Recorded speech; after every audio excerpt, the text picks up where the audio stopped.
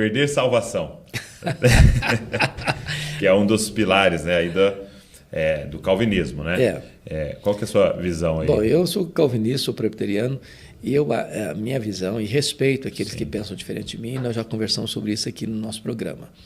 Mas entendo que aquele que é salvo eternamente. Ok. Existem algumas pessoas que dizem, mas pastor, mas e o fulano que era pastor, que era presbítero, que era diácono, que era professor de escola Se a gente entender o processo e que a ação da graça não é, ou a salvação, um ato único e instantâneo, porque se tem portas, se tem caminhos, se tem alvo, tem um processo. Sim. Para mim, o processo pode ser abortado. Mas eu não tenho assim um pingo de dúvida e eu discuto esse assunto com quem for, o quanto quiser, porque assim... Seguinte, eu queria te fazer um pedido já no início. Já curte isso aqui. Já deixa um comentário durante aí o que o Senhor ministrou no seu coração nessa conversa. E também se inscreve no canal. Você fazendo isso, o YouTube entende que isso aqui é relevante e ele começa a mostrar para mais gente. Então faz isso aí já no começo aí que eu tenho certeza que vai ser incrível. Então vamos embora. Que a gente usa talvez esse termo, né? Nas nossas mesas de conversa do perder a salvação. Entro. Porque há também uma ideia de que se eu receber a graça, acabou, né? Mas como é que você trabalha essa temática? O que você leu e se aprofundou nesse tempo aí?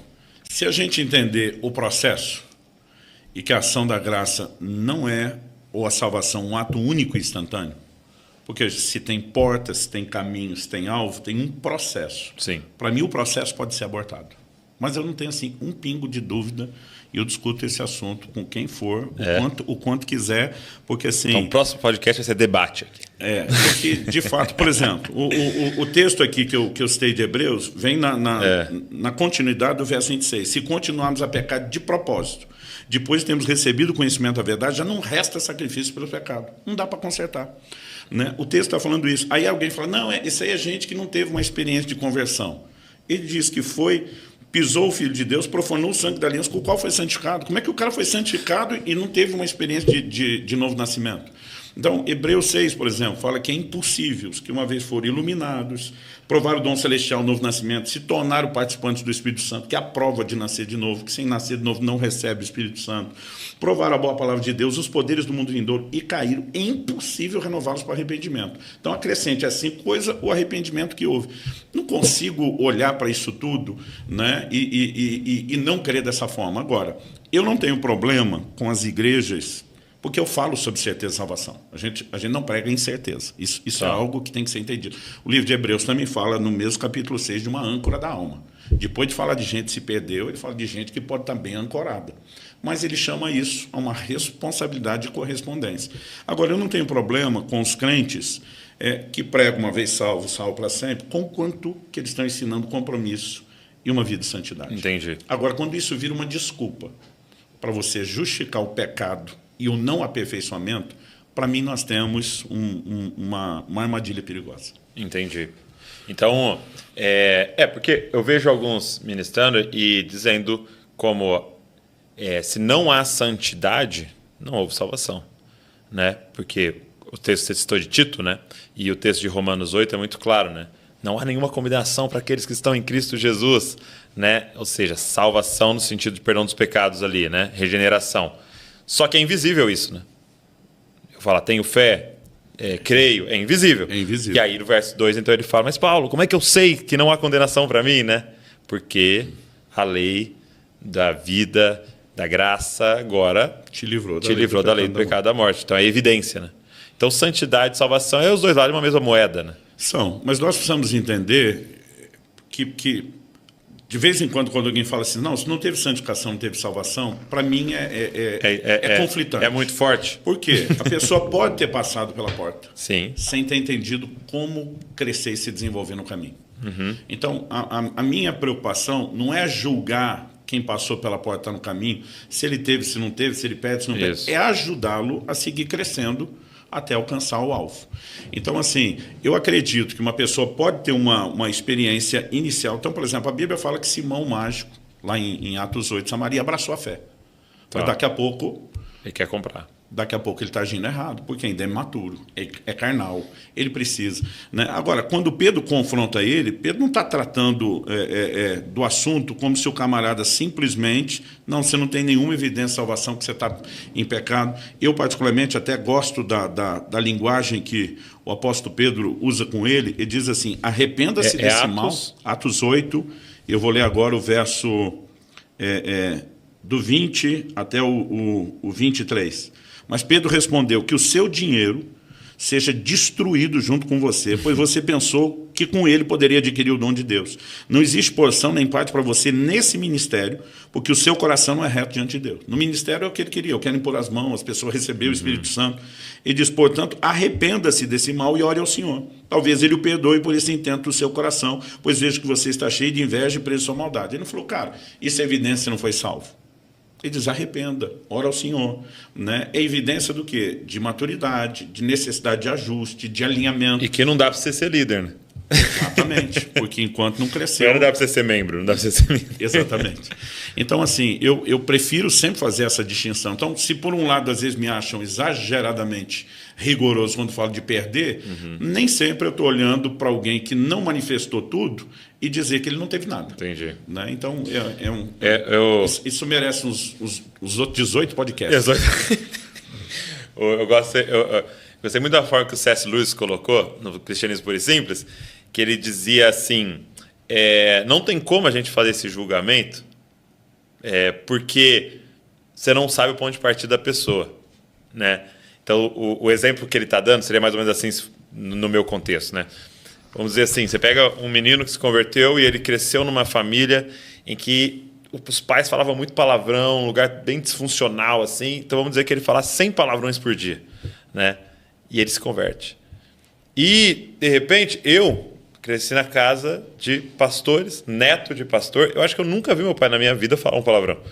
Entendeu? Então, eu cresci numa casa onde não havia nenhum palavrão. Ok? E aí, de repente, tá os dois na igreja. Esse menino se converteu e eu. E eu tô falando 10 palavrões. E ele vem e tá falando 70. Ele falava 100. E ele tá falando 70. E aí, quando a gente compara... Ele está melhorando, você está piorando. Parece que ele é um profano e eu tô bem ali, né? Falando só 10, ele está falando 70, mas a gente não sabe os pontos de partida. E aí o C.S. Lewis coloca que a gente não sabe nem o ponto de partida hormonal da pessoa.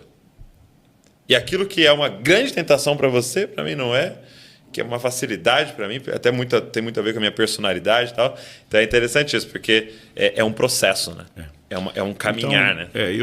Eu prefiro, em vez de tentar avaliar cada caso e tentar julgar o que é como, por exemplo, pecado gera consequência. Então, uma pessoa que tem pecado e não se arrepende, ela pode colher consequências. Sim. Agora, você não pode pegar qualquer um que está enfrentando problema e dizer que é consequência de pecado.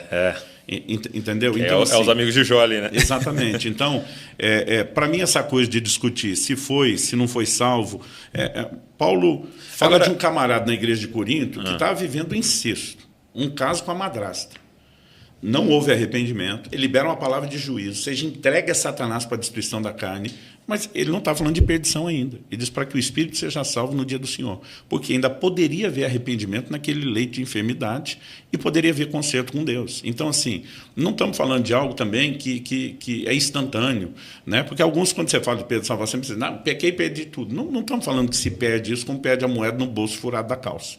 Mas que o processo pode ser abortado, a ponte não ter retorno, isso para mim pode. E quando a gente fala sobre isso, não é para gerar medo de que aconteça, é simplesmente para evitar. Eu queria até fazer algumas perguntas que o pessoal mandou antes da gente encerrar. Alguém havia perguntado aqui, que eu olhei antes, né? Sobre a visão do senhor de perder salvação. Que é um dos pilares, né, aí do calvinismo, né? Qual que é a sua visão aí? Bom, eu sou calvinista, sou presbiteriano, e a minha visão, e respeito aqueles que pensam diferente de mim, nós já conversamos sobre isso aqui no nosso programa.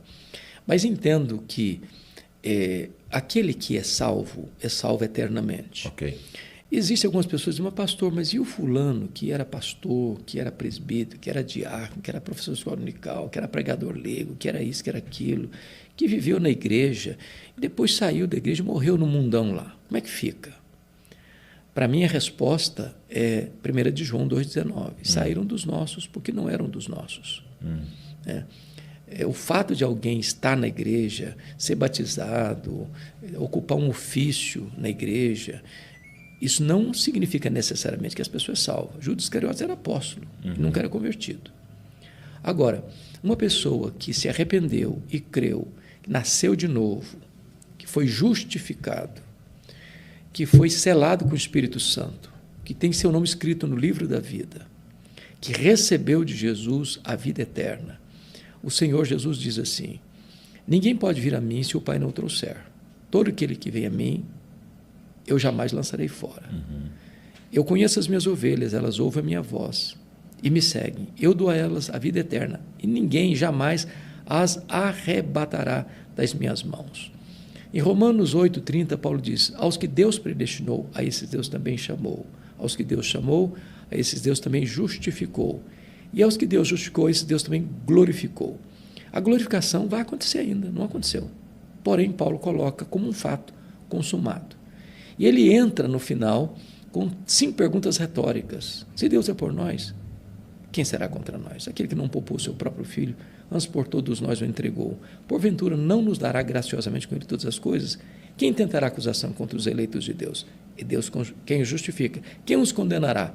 É Cristo Jesus quem morreu, o antes quem ressuscitou, qual está à direita de Deus, também intercede por nós. Quem nos separará do amor de Deus que tem em Cristo Jesus? Será a tribulação, ou perseguição, ou angústia, ou perigo, ou espada, ou fome, ou nudez? Por meio de todas as coisas somos mais que vencedores em Cristo Jesus. Por isso eu estou bem certo que nem a morte, nem a vida, nem anjos, nem principados, nem poderes, nem altura, nem profundidade, nem qualquer outra criatura poderá nos separar do amor de Deus que está em Cristo Jesus, nosso Senhor. Desfrutar dessa segurança é muito importante. Porque há 2 realidades, ou 2 perigos. Primeiro, é a pessoa estar salva, mas não se sentir salva. Ela vive numa corda bamba, indo para o céu hoje, indo para o inferno amanhã. Sendo filho de Deus hoje, não sendo filho de Deus amanhã. Ele vive nessa gangorra emocional, com grande angústia na alma. O segundo é o perigo de a pessoa achar que ela está salva e não está. Jesus disse, muitos naquele dia vão dizer: Senhor, porventura não profetizamos, não fizemos milagres, né? Expulsamos demônios. É verdade, vocês fizeram tudo isso aí, mas apartai-vos de mim, vós os que praticais a iniquidade. Eu nunca vos conheci. Então, a falsa segurança é um problema e, tendo salvação e não se sentir seguro, para mim é um outro problema. O fato é que a salvação é uma obra de Deus. Não há mérito nosso. A segurança não está em mim. Eu tenho segurança por mim, que eu... Não. Quem dá segurança é Deus. Quem garante a segurança da salvação é Deus. Eu tenho muito deleite nesta verdade, Sim. que eu entendo ser uma verdade bíblica. Respeito profundamente quem pensa diferente e volto a dizer, não é isso que é o essencial. Sim. O essencial é que todos nós, sendo alguém um calvinista ou um arminiano, sendo alguém que tem segurança da sua salvação, sendo aquele que acha que não se pode ter segurança, nós cremos na mesma verdade bíblica, que é, cremos que só Jesus salva e cremos que a salvação é pela graça, mediante a fé em Cristo Jesus.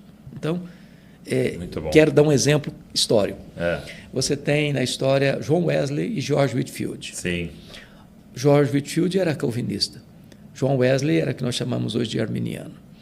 Os dois se respeitavam, os dois trabalhavam juntos. E alguém um dia quis tirar uma casquinha nos dois. Aí chegou para o George Whitefield e assim, perguntou: George Whitefield, o que você acha do Wesley? Ele disse: é o homem mais santo que eu conheço. Eu gostaria que ele pregasse no meu funeral. E pregou. É mesmo? Pregou. Aí alguém chega para o John Wesley, tentando tirar uma casquinha, jogar um contra o outro, e falou: John Wesley, o que você acha do George Whitefield? Você acha que você vai encontrá-lo no céu? Wesley respondeu: acho que não. Não? Não. Por que não? Eu acho que vai estar tão perto de Deus que eu não vou conseguir chegar perto dele. Então, eram esses dois homens que tinham linhas teológicas distintas, mas que entendiam que eles estavam ambos em Cristo. Sim. E trabalhando juntos. Muito bom exemplo. Muito importante.